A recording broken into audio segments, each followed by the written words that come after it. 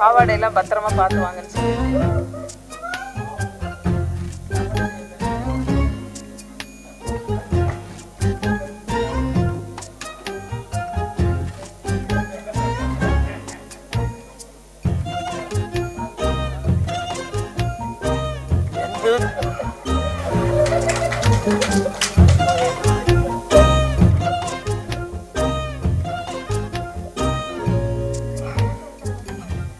வெந்து தணிந்தது காடு, கன்னிக்கு வணக்கத்தை போடு போடு போடு.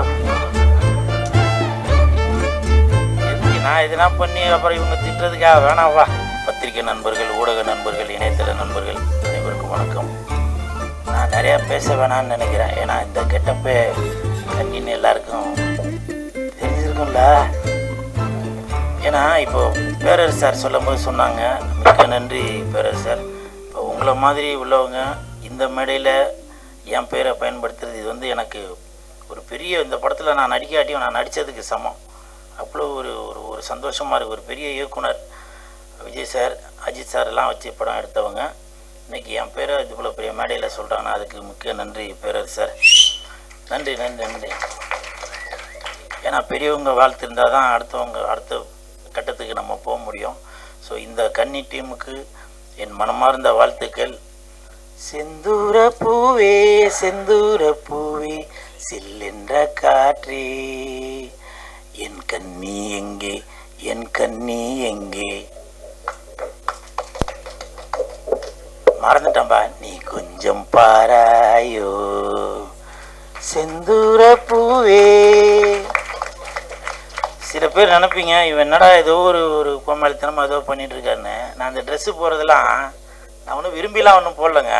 இப்போ நான் இது போட்டுட்டு நான் வீட்டுக்கு போனாக்க என் பொண்டாடி பசங்களாம் என்னை வந்து தாடி சூப்பர் அப்படின்னு சொல்லி வாழ்த்தவங்க நினைக்கிறீங்களா? அவ்வளோ கஷ்டம் புரியுதுங்களா? ரொம்ப.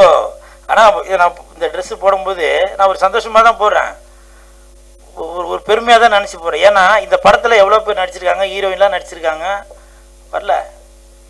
இப்போ பேரரசு சார் சொன்னாங்க ஹீரோயின் வராதால கூல் சுரேஷ் வந்திருக்கார் போல் அப்படின்னு.